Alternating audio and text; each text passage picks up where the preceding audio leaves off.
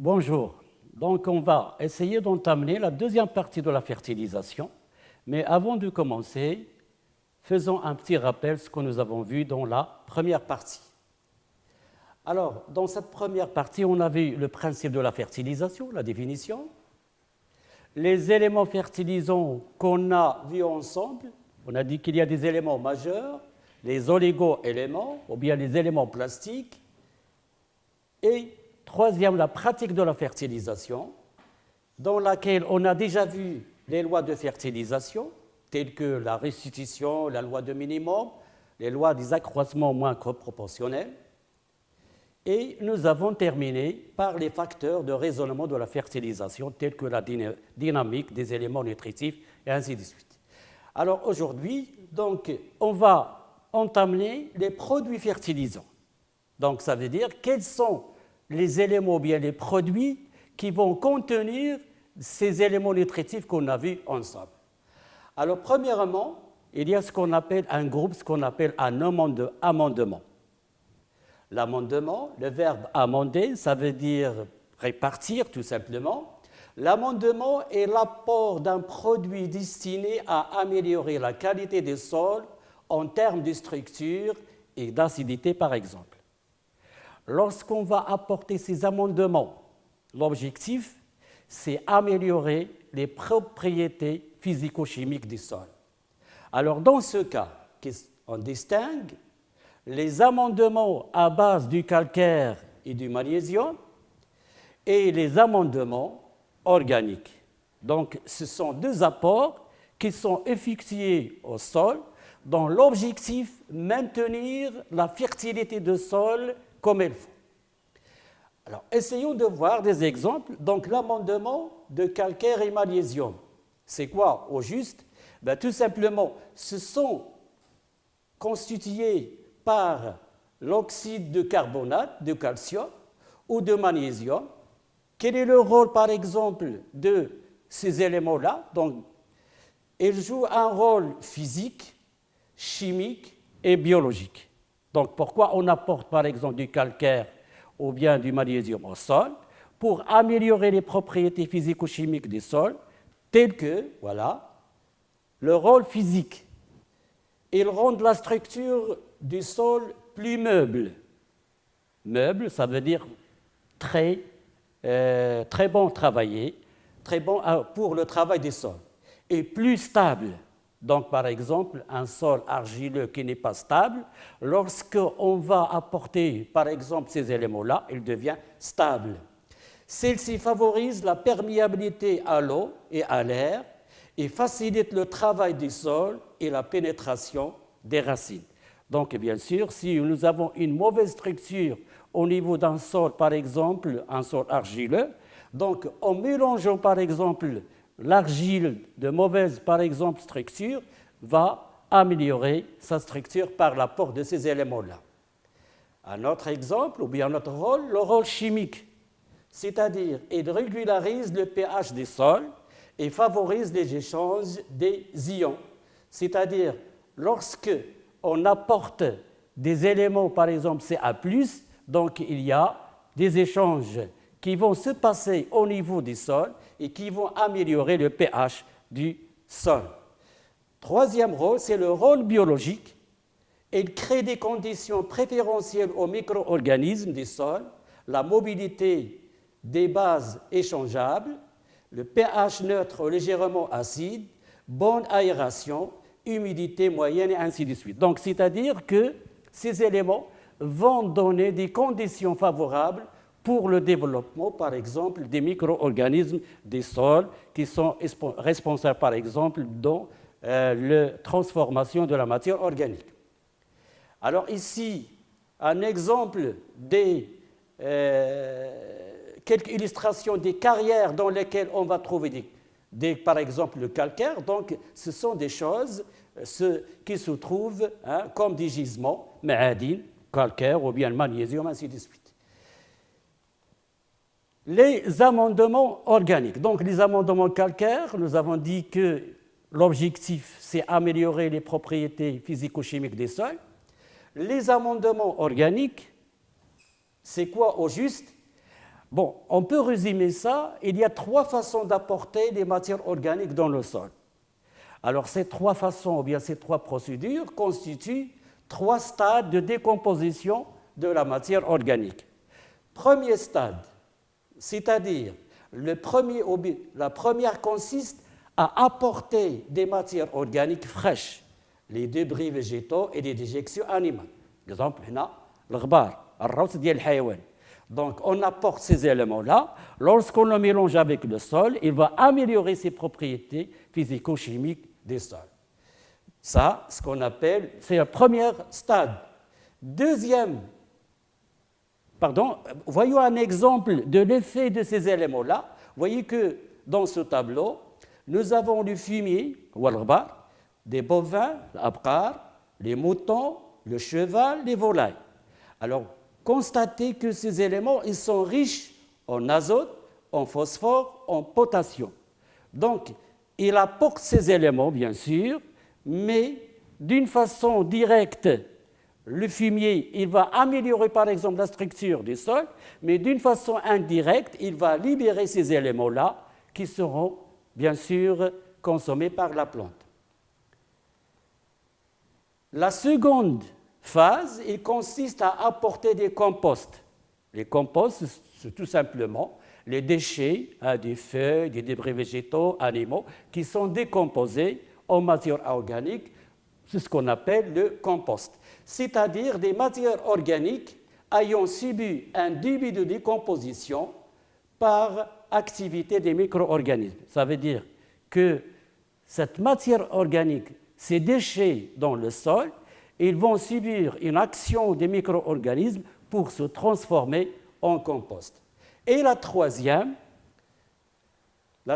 façon consiste à apporter de l'humus, c'est-à-dire des matières organiques dont le stade de décomposition est suffisamment avancé. Donc ça veut dire que c'est le stade en quelque sorte, c'est le stade plus ou moins final, le stade où la matière organique va se trouver dans une forme stable, ce qu'on appelle l'humus, double. Bien, alors pourquoi on apporte cette matière organique?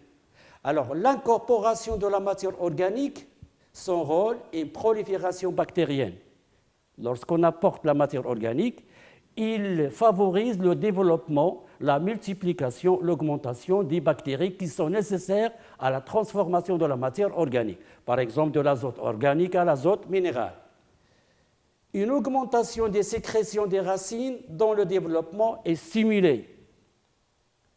Une augmentation notablement de quantité de complexes argilo-humiques. Donc, lorsqu'on ajoute, par exemple, de la matière organique au sol qui est argileux, donc ce sol constitue un complexe argilo-humique plus riche, que ce soit sur le pouvoir absorbant, il absorbe beaucoup de l'eau, et en même temps, il va retenir les cations, les éléments nutritifs. Donc, ce sont des facteurs qui, tôt ou tard, rendent la structure du sol grumileuse.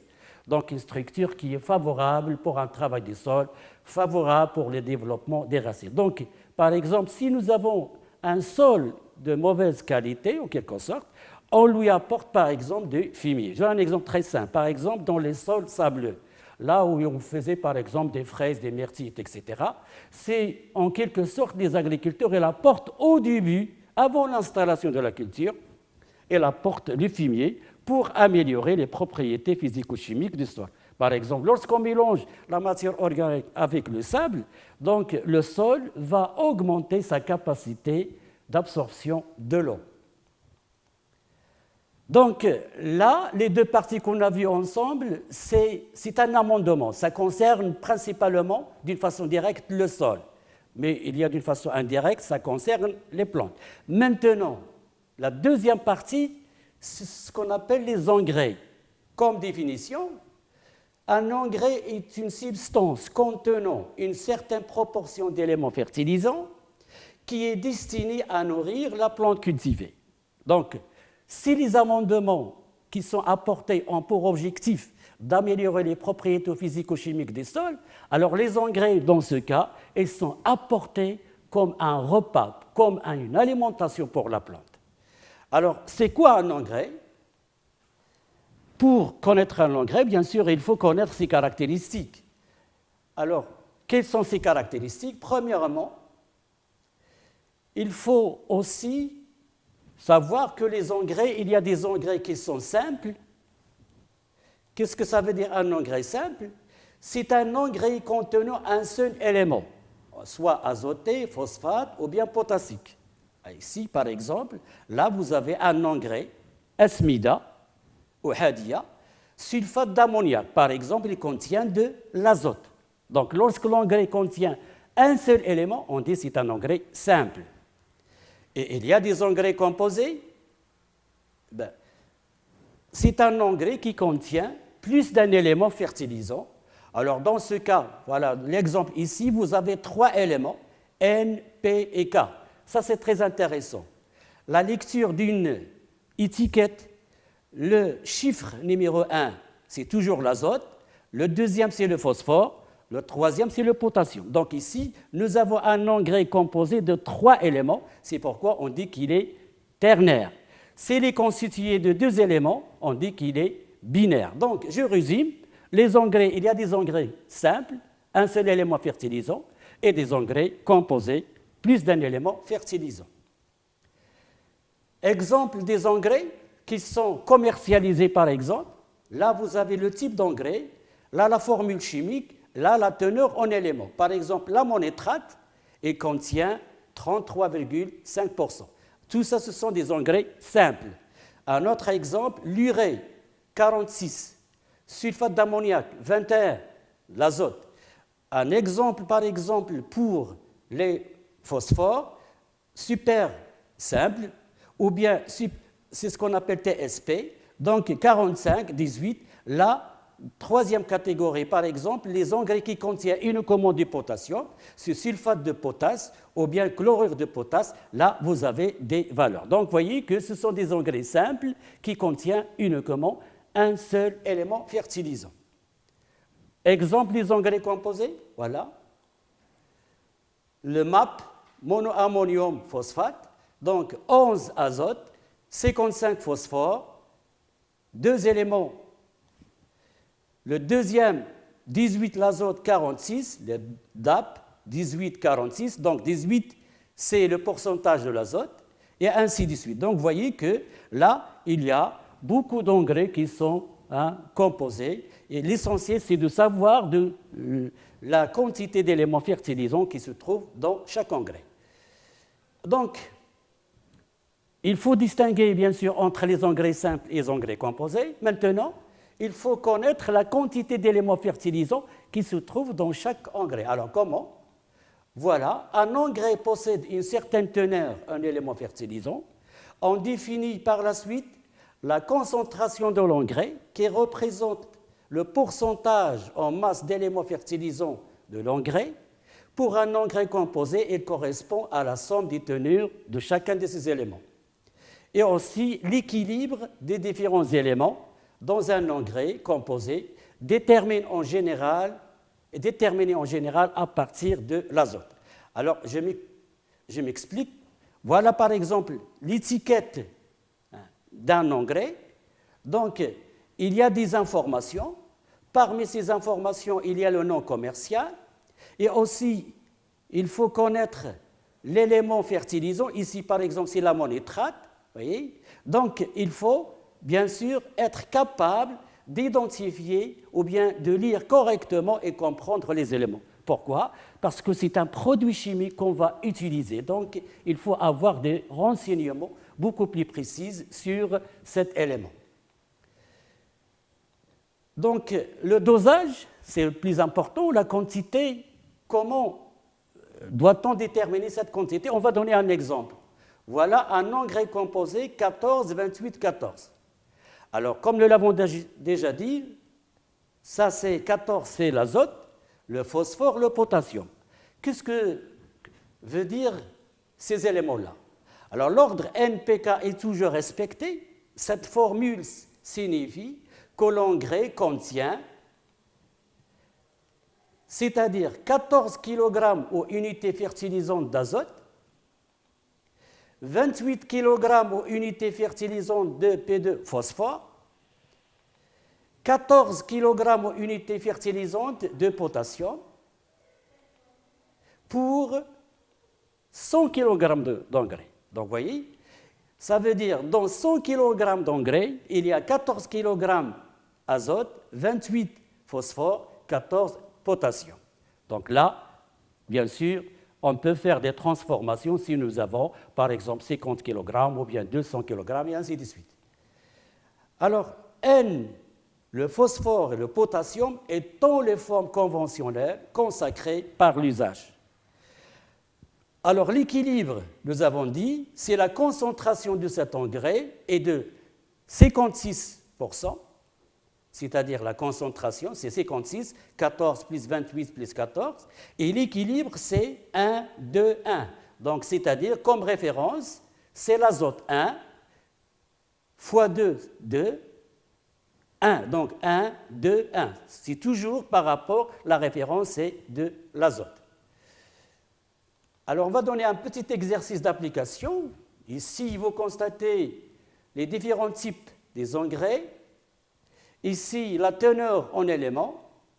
Alors, si on veut, par exemple, calculer la quantité de potassium pour l'engrais, pour le potassium, c'est-à-dire ça. Alors, la quantité, c'est la dose fois 60%, parce que là, le potassium, c'est la quantité utilisée par hectare, c'est 1,5. Donc 1,5 fois 60%, 90 kg. Pour le phosphore, c'est toujours la même formule. Donc 2, ça fait 200 kg, fois le pourcentage, 46%, donc 92 kg. Pour l'azote, vous constatez que l'azote se trouve ici, et ici. Alors, pour l'ammonitrate, 100 kg la dose fois 33,5%, c'est 33,5 kg.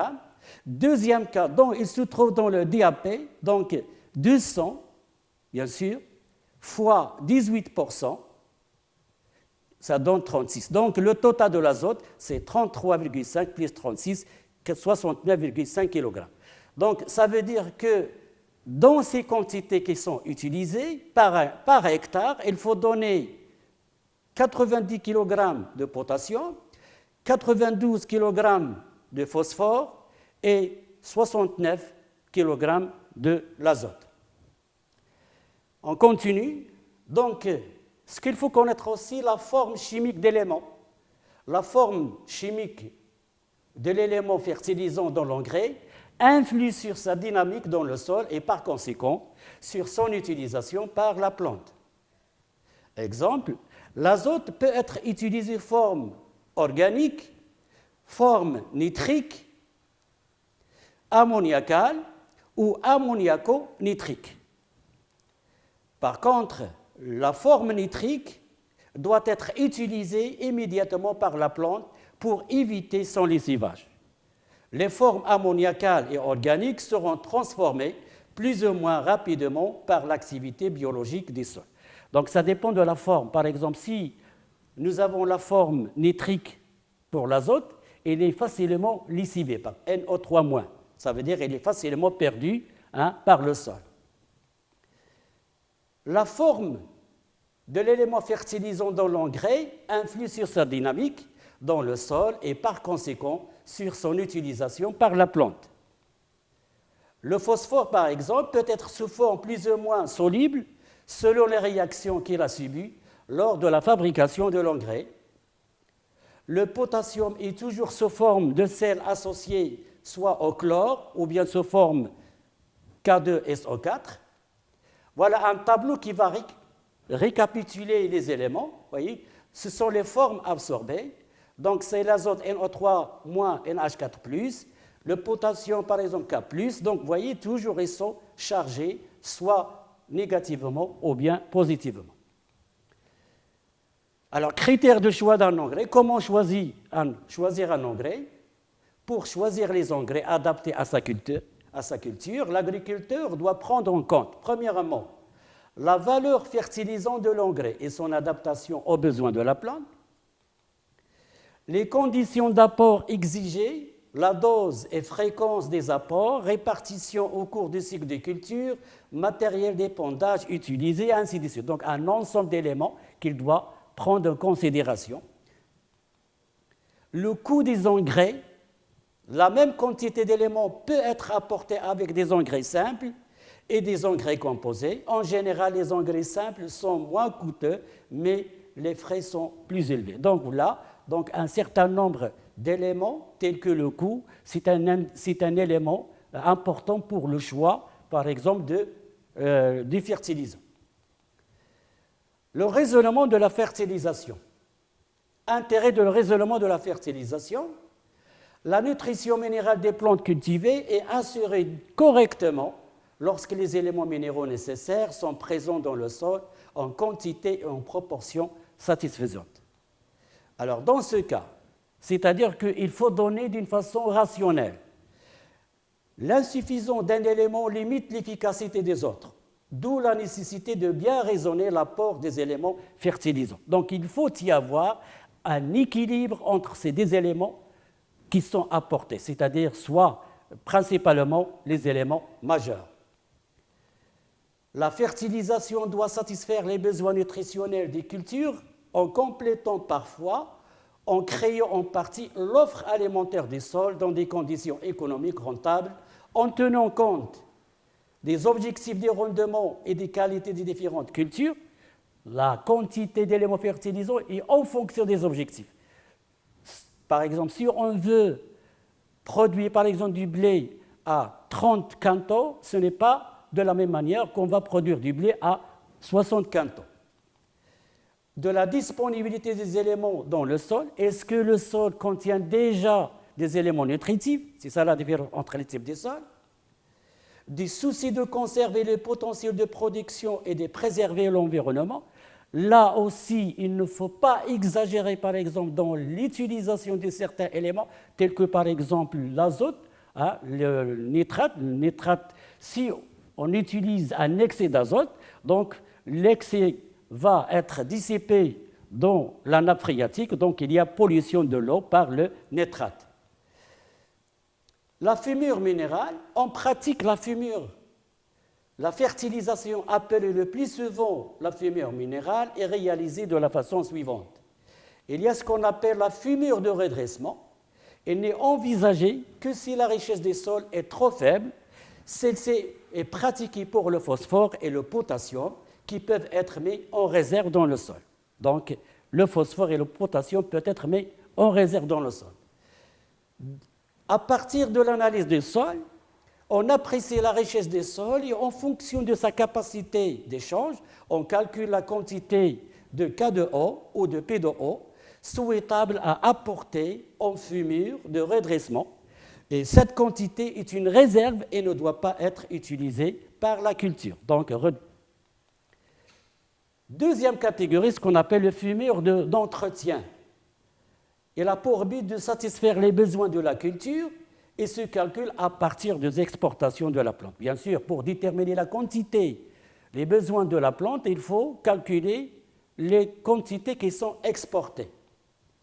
Les exportations de la plante correspondent au prélèvement de celle-ci en éléments minéraux auxquels on soustrait des restitutions éventuelles des résidus de récolte, chaume, etc. Donc on utilise bien sûr la quantité consommée par la récolte, plus ce qui reste dans le sol. Pour le cas du blé, on doit tenir compte de la chaume, et de la paille.